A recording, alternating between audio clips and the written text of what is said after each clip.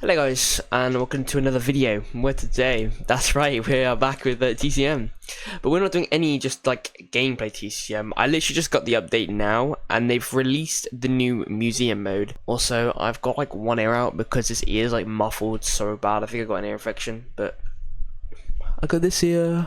You can't really see it because it's under my face cam, but where I've got the little thing here, it's the museum mode, which is basically just like a Resident Evil type, you know, like, well, not really that, but it's just more like the films, which I've actually watched the first Texas Chainsaw Massacre film, the 1974 film, so I would probably recognize it that much. Also, so yeah, getting a little bit of lag, but it's stuttering. Is that Baba Soya? Oh my god, okay, we'll go with that later. Okay, so as you can see right now, we got the house here, there's a sign there, there's Connie over there.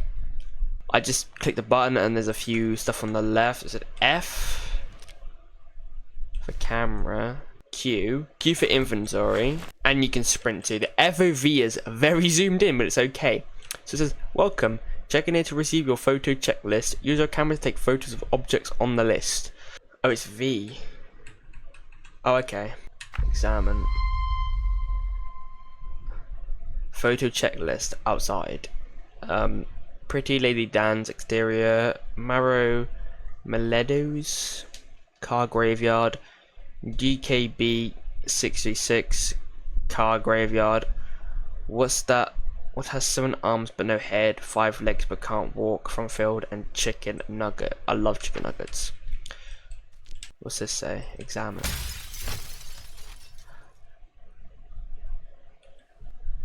Okay. Escape hatch. When Sally, Marilyn Burns, escapes by jumping out the window, the glass was actually breakaway sugar glass, made by Bob Burns and Mary Church. In fact, Mary did the stunt of jumping out the window. A mattress and some empty boxes were placed outside the window for her to land on, but setting up the shot took a long time.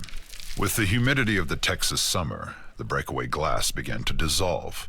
When I went through it, I was like a glass woman because now I had little particles stuck all over me because the stuff was wet, Mary said.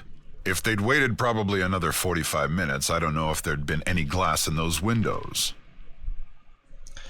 Okay. So, what that basically says is, I think Mary is the actor that plays Sally, who's like the character that escaped in the film. Actually jumped out of this window in the film, and that's probably where this like came from.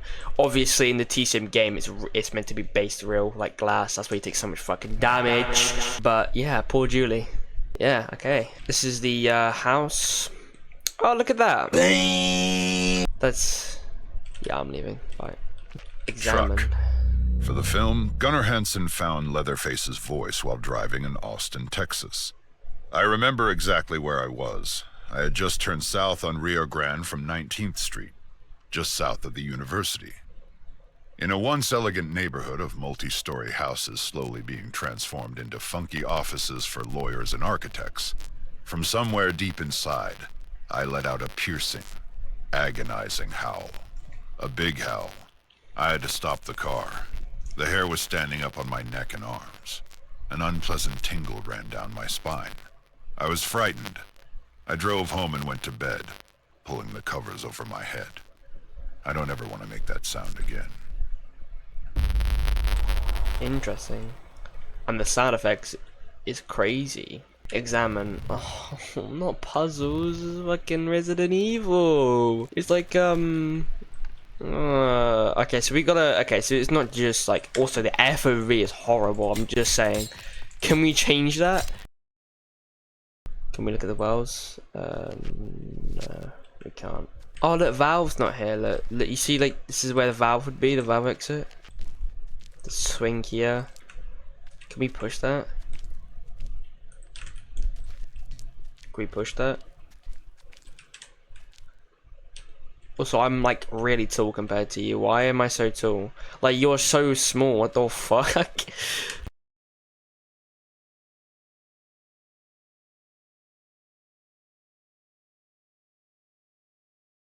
That Hooper would years later call the best shot in the film was no exception. Yeah. That shot, of course, being the iconic shot of Pam approaching the family house. Cinematographer Daniel Pearl was laying flat on a dolly with the camera tilted up. The goal of the shot was to make the house appear bigger and bigger in the frame as Pam approached it.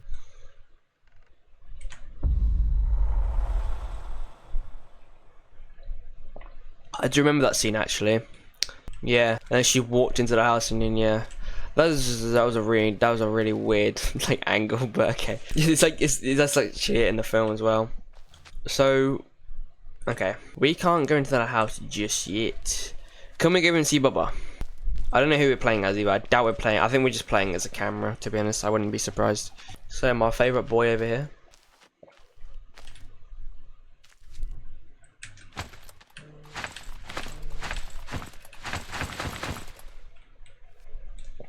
Okay, so I'm just changing Bubba's clothes.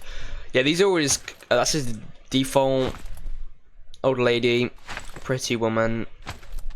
I actually don't know what the last one's called. So what if we? I really just want to explore, to be honest. Stop and turn. Gunnar Hansen's stop and turn move was an accident. The boots that Gunnar Hansen wore had 3-inch lifts to make him taller, though because of this, if he didn't stop suddenly and then turn, he would lose his balance and fall. The weight of the chainsaw also impacted his movements due to its sheer weight. So after falling on the first take, Gunnar stopped, turned, and one of Leatherface's signature moves was born. Kim Henkel would call it the Keystone move. The shot of his signature move was recreated in the unrated gameplay trailer of our game. I might have to go back and watch it then, because I thought it was talking about his like famous like swinging the chainsaw around. There would be a health pot here. You know I do. I take the health pot and I jump down. What the heck? What? I don't remember that being in the game. I feel like I don't know why I really like this game so much. Like I feel like it's one of these games that I loved playing, especially when it first came out. And then when I first heard about it, I thought this game is gonna be crazy, and it is. It's probably one of my favorite. I actually prefer this, and still do now, than DBD. This game's so much more less. People aren't as like, I don't know, I just feel like people, I mean people are, they always are, but like, I know this game isn't something that you would kind of feel shamed for if you played different. Like, there's no real like weird way that people complain about like face camping or tunneling or unless, and you rarely ever see someone chasing you specifically, like I don't know, Leatherface, like a whole three team just chasing like, I know one victim around the game. We had to lock the barn due to some teenagers trying to break in. If you forgot the code, look at the cook's truck. Teenagers? What, like the victims? Or so you can see all the crawl spaces are now just pathways. That's the one we looked at, right? So it is this kind of like guessing game and stuff. Guessing, like, I don't know, trying to find codes and stuff. I really just want to look around, to be honest, just in case I'm not missing anything. What? I wish the FOV was zoomed out a little bit more, but this game, like the atmosphere is brilliant. Like I actually feel like I'm here. I don't mean to wrap buttons. Is it left mouse? I forgot, dude. Can you go into these as well? Okay, that's cool. That is cool. I like that. I like that. I like that. I don't think there's anything else here that we can. Oh wait, hold on. Discrete flora. The flora around the house where most of the filming took place was populated by more than the cedar trees common to central Texas. The owners of the house were growing 2 acres of cannabis. They told the film crew that they could help themselves to the crop as long as they were discreet about the landlord's extracurricular gardening. According to sound recorder Ted Nicolau, I thought that was part of the reason for the confused discussions every day of what we were about to shoot. Okay. It also says like the location we are at as well, like in the actual game. Also, you see like, oh wait. Okay. I don't know if I haven't played TCM in a fair while, man. So I have no idea. Like, I'm getting frame drops, dude. Like what? Like number plate?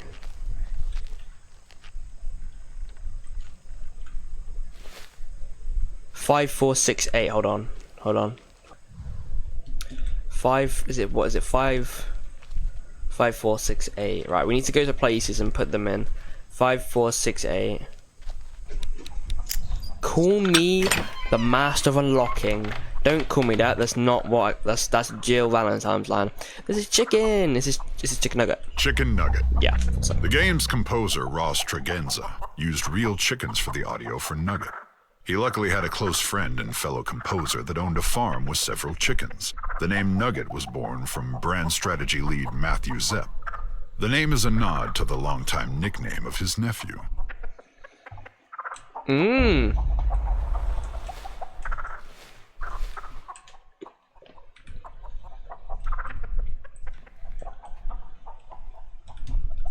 I love me chicken nuggets. And I can open stuff, but I don't know why. So that's one secret thing I think I found, which is chicken nugget. During production, Gunnar Hansen was very generous to his co-stars, particularly during the chase scene. There was a shot where Sally, Marilyn Burns, was supposed to get her hair caught in a bush, but breaks herself free before Leatherface can catch her. When they shot the scene, though, Burns didn't run off as scripted. Hansen originally thought that she wanted to linger in front of the camera a bit for her close-up. Instead of going in for the kill, Hansen began using the chainsaw to trim the bush to give Burns more time. He later discovered that his assumption about why she stopped was completely wrong. Her hair had actually been caught in the brush and she could not get free. Burns recalled to Hansen, "Oh God, I thought you were going to really hurt me. When we were in the mesquite bushes and my hair was getting caught, well, you couldn't see through your stupid mask, and I don't know if that was a trick or not, but I was told you couldn't see, and you couldn't see where you were going. So I had to hurry and get out of there fast. I'm thinking, he's really going to get me. Plus you were damn scary." So the Texas Chainsaw Massacre was real. Oh my god.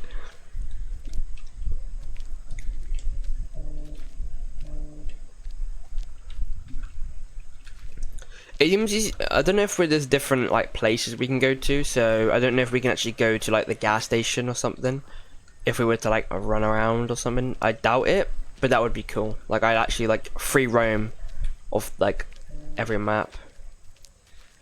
My phone keeps fucking vibrating, it's annoying. We need some codes right now. We need a 4-digit code. Car radio. The song on the radio when the hitchhiker is picked up in the van is Roger Bartlett's "Fool for a Blonde." Bartlett has said that Tobe Hooper chose the song because he thought the hitchhiker was a fool for Sally. Dude, I have no idea what I'm looking for. Oh my god, my scar. Fake hammer, real impact. The scenes in the movie with the sledgehammer seem real, and there's good reason for that. Though the prop master Bob Burns made a fake hammer with a foam rubber head, there were still complications. Leatherface actor Gunnar Hansen recalled hitting actor William Vale while filming Kirk's death scene. "I was completely charged up on adrenaline, skittishly hopping back and forth as if I were speeding. So when Bill tripped and I stepped out of the shadows, I actually hit him in the face with the sledgehammer. Fake or not, it left its mark." In the pivotal dinner scene, actor Marilyn Burns, who played Sally, was actually struck and bled. "I went to the bucket," said Burns, "and then Grandpa hit me over the head with the other prop that was a piece of steel, a sledgehammer. That hurt. That wasn't fake." As Hansen noted, some of the blood in Sally's hair is actually Marilyn's. Wow, okay. Some like, this seemed like a really weird like set, it seems. Some actual things happen. I mean, it was 1974, so like there's no CGI back then. It would have to be all real. So we can't go into that. We can't go into the house right now, which is sad. I have no idea what the code is. Right, okay. I'll be right back. Oh, here it is. Stealthy, but you can still see it. Yeah, so we gotta do the checklist and stuff. So, front field, car graveyard, Marrow Meadows. We need to interact with something again. Clara. I just went out. It was actually this. You have to take a picture of, and then you get the Marrow Meadows thing. Like, I actually didn't know that, alright, okay. I literally had to watch a video on how to find out. Also, I was realizing OBS was like making me drop like 10 like frames. It's like 10 frames, but in some games, those frames are very precious to me. So obviously, I feel. Also, it says dancing woman. What did it say? Pretty lady dance. Oh, pretty lady dance. Oh wait, isn't that? Wait, I think I know what it means. It says exterior, so I don't know if it meant over there because it said exterior, but what about over here? Because it's a pretty lady dance. I don't know what that is. Yeah. F.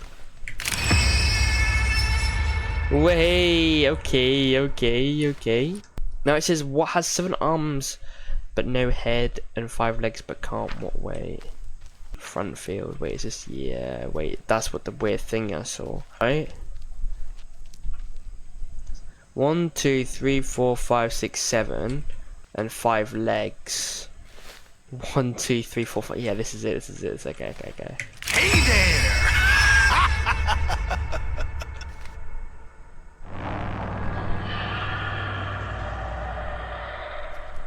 I'ma find you.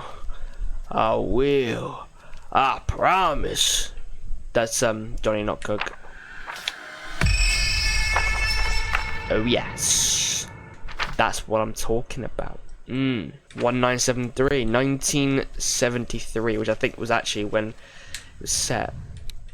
Definitely putting that in the yeah boy. No. Welcome to the house. Now we need to do some more.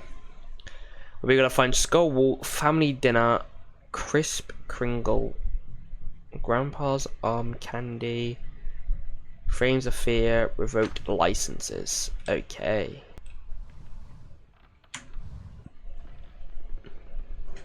Okay. Well, it says. Wait, no, it says. Oh, we need items now. We need to find skulls. He really cut her. According to Gunnar Hansen, he really cut Marilyn Burns' finger in the infamous grandpa feeding scene. The prop knife, designed to pump out fake blood, wouldn't work after several takes. Finally, when no one was looking, Gunnar Hansen removed the tape from the knife that made it dull and really cut Marilyn's finger. Knowing this, that would mean that actor John Dugan, Grandpa, sucked on the actual blood of Marilyn Burns. Oh, okay. Well, that's pleasant, isn't it? That's very pleasant. Yeah, it's a very famous scene of the film. But this time we have Johnny and the sissy. Bubba's there taking over thingy. Makeup set. Gunnar Hansen shared a lot of praise for his fellow cast members. In the 40th anniversary Blu-ray release's audio commentary, Hansen notes that actor Jim Sedow, the cook, was probably the only actor in the movie who could look benign and then become extremely evil without any makeup. Okay. Chicken head. Add to inventory. Okay. So this is gonna have a lot of. Somewhere there's a chicken running around. Very confused. Oh, is it the saying like, like like a headless chicken, whatever it says, whatever you say. You're running around like a headless chicken or something. I think that's what it's meant to be. Kim and Toby before Texas. Kim Henkel and Toby Hooper met during the filming of Hooper's 1969 film Eggshells. 4 years later, they would go on to create the production company Vortex Inc. and co-create the Texas Chainsaw Massacre. Another Texas Chainsaw actor was also part of the Eggshells cast. Alan Danziger, better known as Jerry to Chainsaw fans, co-starred in the earlier film. Okay, so it's just a little bit of like history on... Cheap thrills. Screenwriter Kim Henkel has said that one of the reasons he and Toby Hooper wanted to make a horror film was their limited budget. If you have relatively little money, what are your possibilities? Henkel says. The clear answer was some sort of genre piece. Horror was the easiest because we felt that we didn't have to have any names in the cast. Production values weren't nearly so important as in some other realms, so it became the natural choice. Okay. This ram done about. Wait, yeah, right, okay, you're not funny. You're not funny. Oh, this is meant to be like their body. That's not creepy at all. Friend of Leatherface. Since both of her parents were working on the film, 3-year-old Karina Nicolau was often on set and struck up a friendship with Leatherface actor Gunnar Hansen. He recalled their interactions. She had never liked my Leatherface mask. She was sitting with me one day while I waited for a shot setup. When Dottie, makeup artist Dorothy J. Pearl, came to put on my mask, it horrified Karina. As soon as it covered my face, she started screaming. I had Dottie pull it off. See? I said, it's just me. She calmed down, but when I put the mask on again, she started screaming again. I realized she was too young to make the leap, to see my transformation from Gunnar to Leatherface and understand that I was still under the mask. So I made sure she never saw me in the mask after that. At least until the unfortunate meat hook scene. Okay.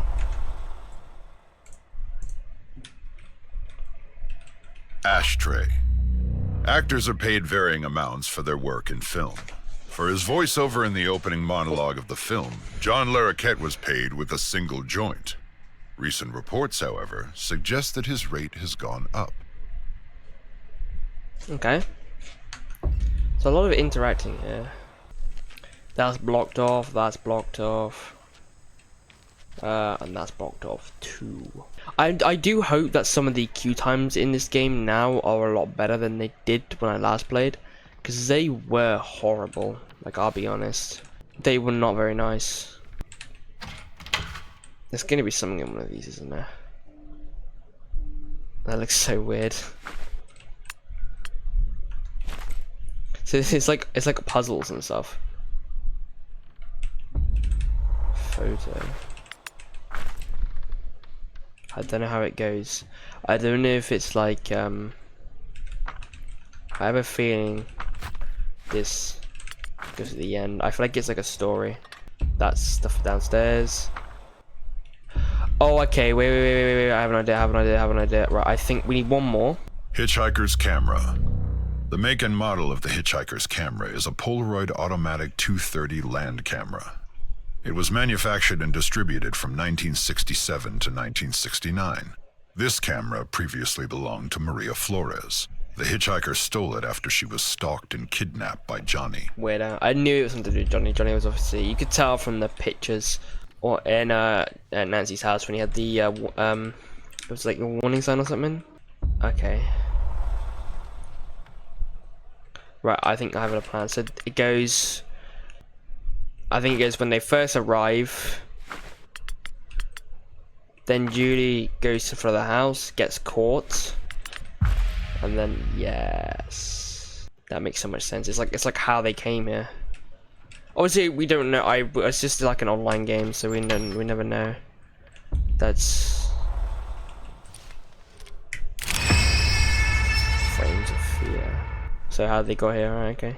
Grandpa's room is closed for renovations. Well, not if we can, you know, have something to do with it. Hitchhiker's pocket knife. This weapon is a nod to everyone's favorite unlikable character, Franklin, from the 1974 film.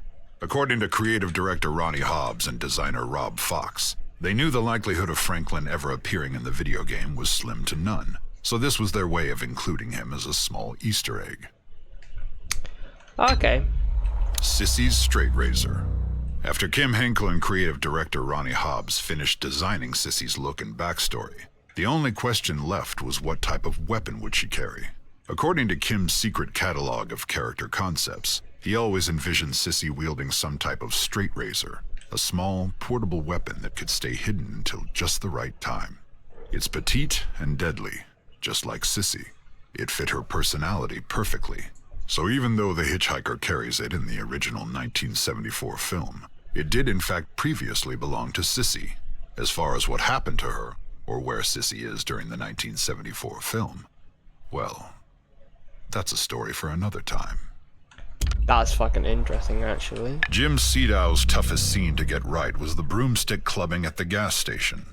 Since the prop was an actual wooden broom handle, he was afraid of hurting his fellow actor in the scene. After several takes of it looking fake, Sedow really struck his fellow actor in the final take. It was an exhausting shoot for everyone, but Marilyn Burns had it as bad as anyone on set. She did several takes of diving through the doorway of the gas station, and each time she would land knee first on the hard concrete floor, so many times that the floor tore up and severely bruised her knees. Interesting, actually. Okay. That's blocked off. Oh, we got another little puzzle thing. That's gonna be interesting. Mississippi. I'm not a geography master, but that's America. There we go, license plate. News of the day. Tobe Hooper wanted to parody the news reports of the day, which he considered televised lies, and so devised the opening voiceover, famously recited by actor John Larroquette.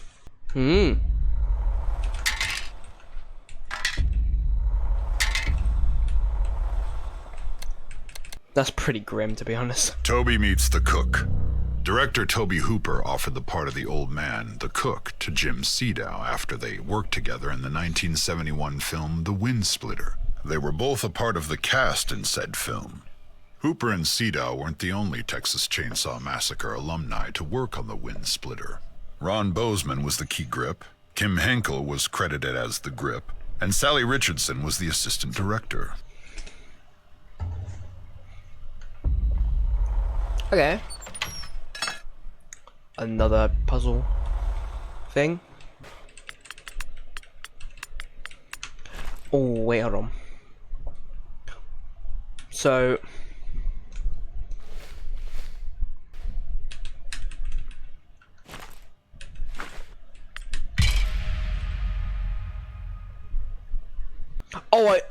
I just got it right. It says it spells meat. Oh, okay. Revoked license. That makes okay. That's cool. I actually didn't mean to do that, but there you go. Oh, okay. I got an arm. So now could we go downstairs and do the? Because we got two now.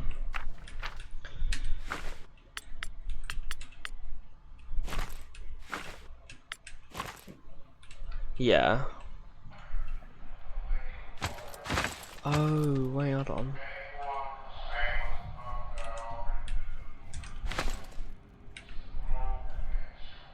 The dinner scene. The infamous dinner scene was a long, trying shoot. Plastic surgeon W.E. Barnes created the makeup for Grandpa, and it took nearly 10 hours to apply to actor John Dugan. A lot of pieces and parts went into creating Grandpa's look.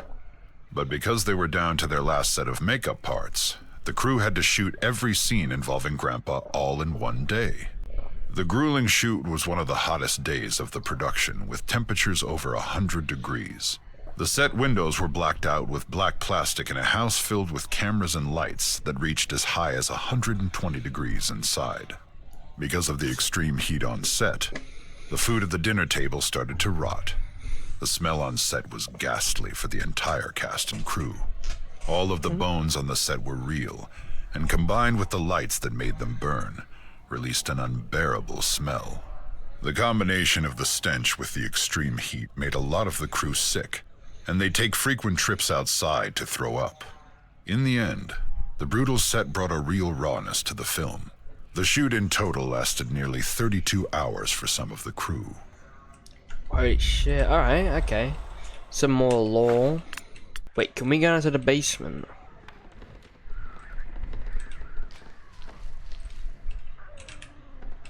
No, I don't think we can go to the basement. That's a little bit annoying. And I think the others are, apart from maybe this one over here.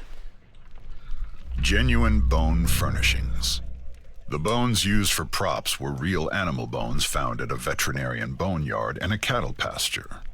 Art director Robert Burns led the charge of designing most of the bone props, like furniture and light fixtures. Interesting. Very, very interesting indeed. Hold on. Oh, it's all letters there. Wait. Okay, it makes sense. Grumbar! Just gave him an arm. It's a cutscene, bro. What the fuck?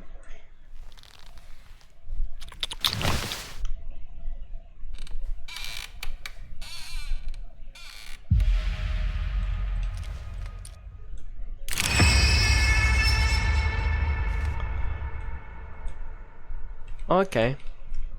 Grandma's rocking chair. Grandma's. The remains of the mummified grandma, or even any mention of grandma, was not in the original script. Art director Bob Burns added her into the set to show that there were women in the family's history.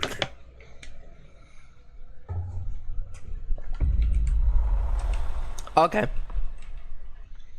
Interesting. No living animals were harmed. Initially, art director Robert Burns wanted set pieces of real dead cats and dogs. The crew acquired dead animal carcasses from a veterinarian and actually tried to embalm them with formaldehyde.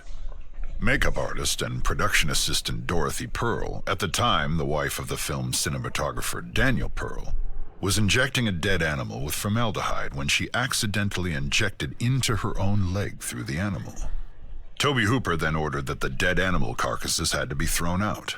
The crew poured gasoline to cremate them, but the stench from the smoke from the bonfire started to make its way into the family house and added to an already foul stench set. Oh, okay, that sounds amazing. Oh, why have I... Don't do that. Okay, wow. It's a dark room, apparently. Box office success. The Texas Chainsaw Massacre grossed over $30 million at the box office in North America and sold over 16 million tickets. With inflation, the film would have made over $150 million in box office earnings today. That's pretty good. I've got the last skull. Do we need any...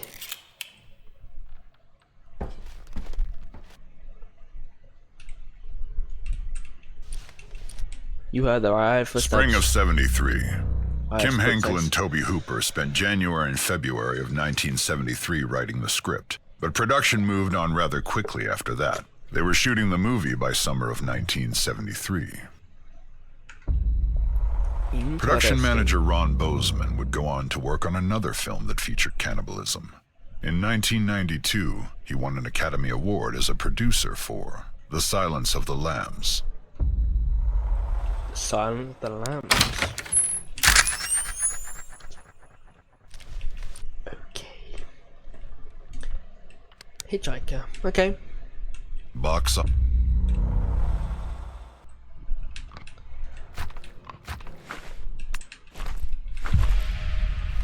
There we go.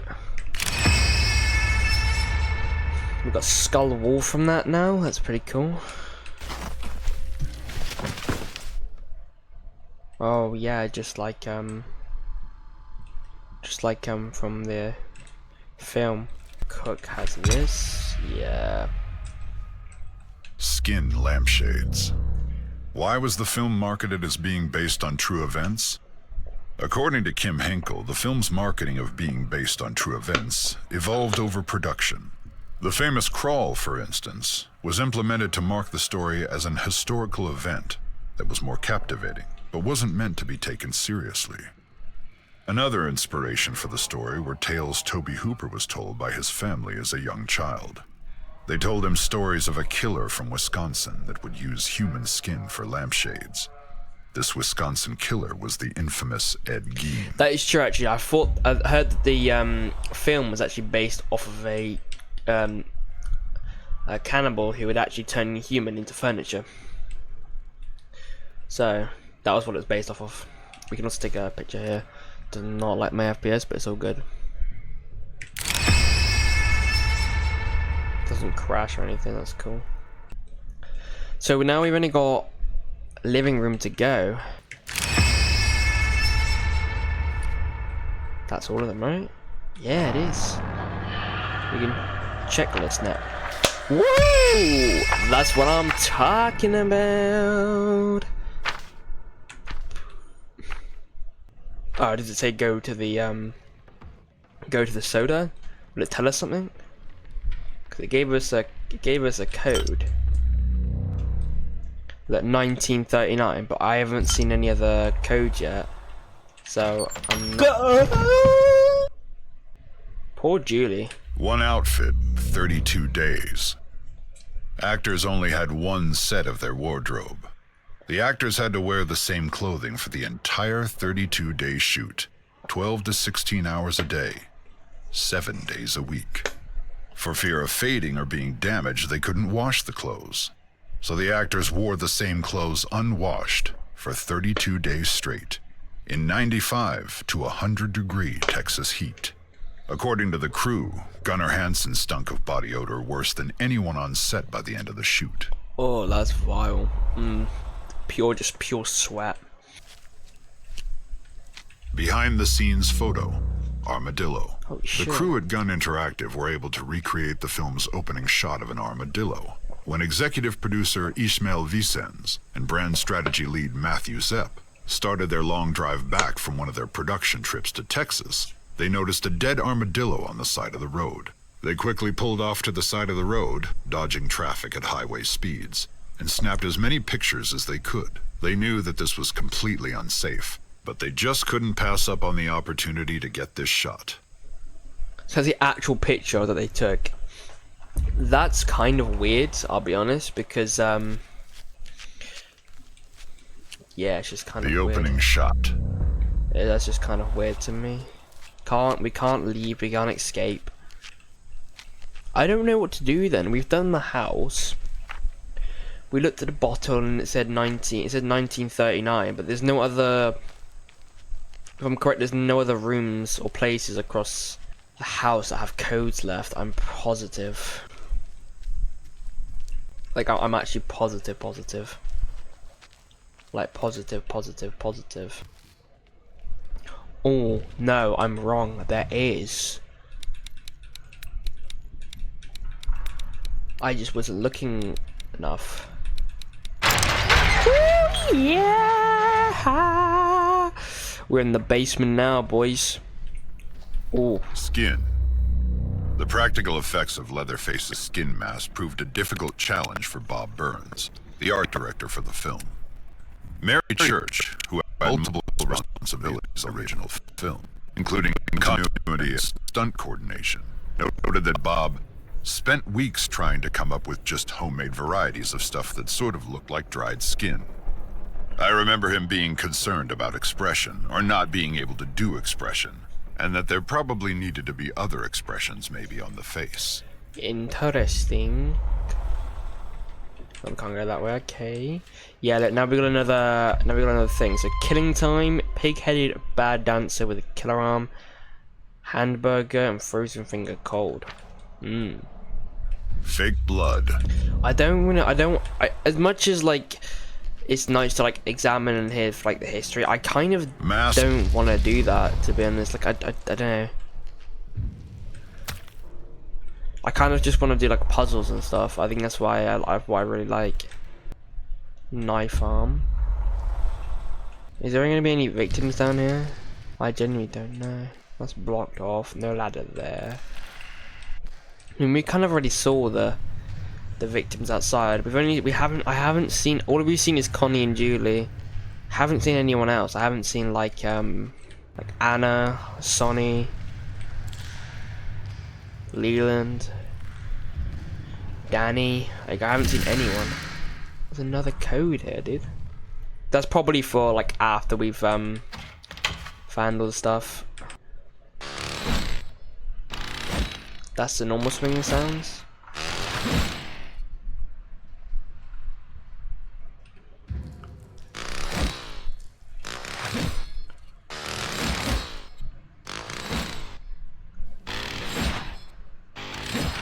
So that's just like Leatherface or Bubba swinging normally. Maria Flor. Banned in the UK. Wait, hold on. Banned in the UK. The film was banned in over 10 countries, including Great Britain and Germany. The Texas Chainsaw Massacre managed to have screenings in London, England in late 1974, but by February of 1975, The BBFC decided to ban the film, as they were uncomfortable about the threats toward the film's climax and the explicit use of abnormal psychology, and refused to even give the film an X rating. In 1982, the former Prime Minister of England, Margaret Thatcher, along with socially conservative activist Mary Whitehouse, formed the Video Nasties, which led to the banning of several horror films in the United Kingdom. Additionally, in the early years of Prime Cable, channels like HBO refused to air the Texas Chainsaw Massacre. Many cable channels avoided the film at all costs. Interesting. Quite a violent film though, if you think about it. Maria Flores photos. Several of the photos used for Maria Flores' story were taken near a massive sunflower field that seemed to go on for miles. There is a video of that actually. While stunningly beautiful, this area was also infested with rattlesnakes. Thankfully, the Gun Interactive crew persevered after a few close encounters with the venomous snakes, and were able to capture thousands of photos to help build the lore of our game's catalyst, Maria Flores. That's actual photos. Yeah, it is.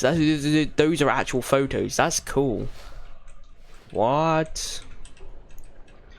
Real torture.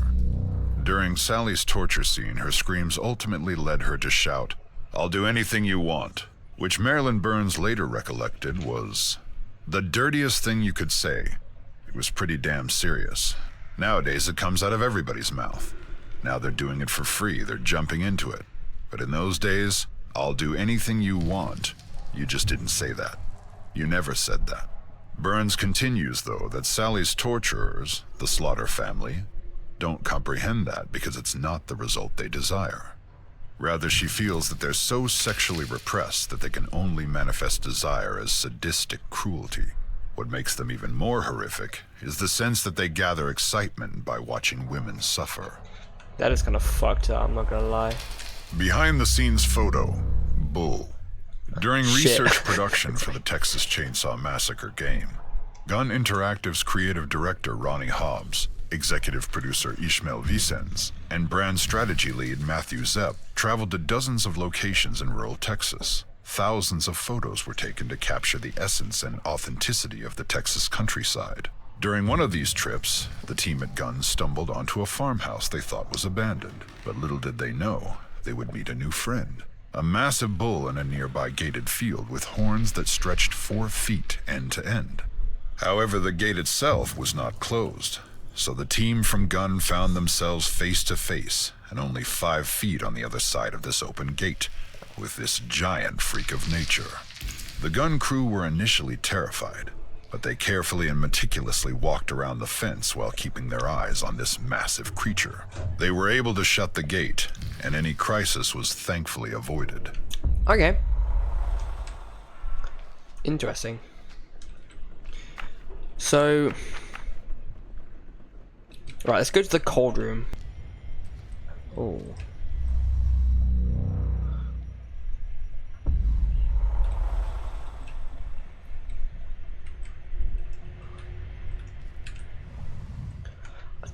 Two more codes. So please stop using the freezer to store your lunch leftovers. Locker code remainders bones, bracelet, cast, body. That's obviously where the 4 numbers will be.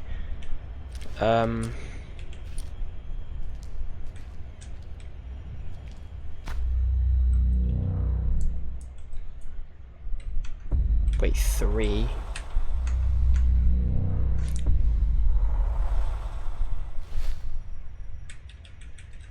Cast.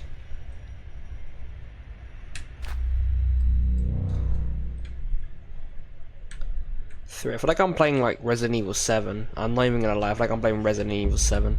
Let's go to rear basement, wherever that is, I forgot.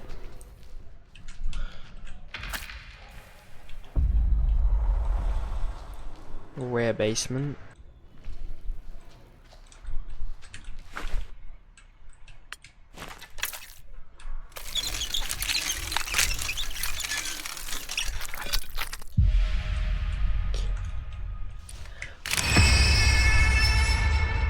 Okay, that's really nice, isn't it? Rear basement. Rear basement. What we're looking for here, killing time. Oh, okay. I see. I know. I see. Gun. I see what you're trying to do. Killing time because you put the knife in the time clock. Yeah, killing time. Cold room, frozen finger food. Whoa. Bones, bracelet, cast, and body. Oh wait. Oh wait. I see. No. I see. I'm looking. I see. I'm seeing it. I'm seeing it. Which code does it go? So, if you look at it, it looks like a 4, right? That looks like a 3. That's pointing up a 5. And look at the shape of that, that's an 8. So if I'm correct, if it's 4, 3, 5, 8, I'm the best. I'm the best.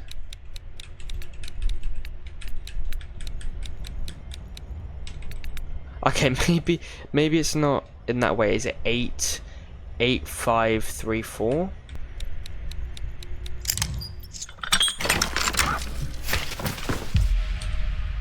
Wait, what? I just put a random number for this. So that's obviously not 5.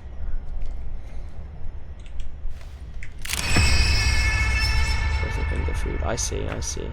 Now there's just one more. Pig-headed bad dancer with a killer arm. Like all these victims of like heads and so that's vile.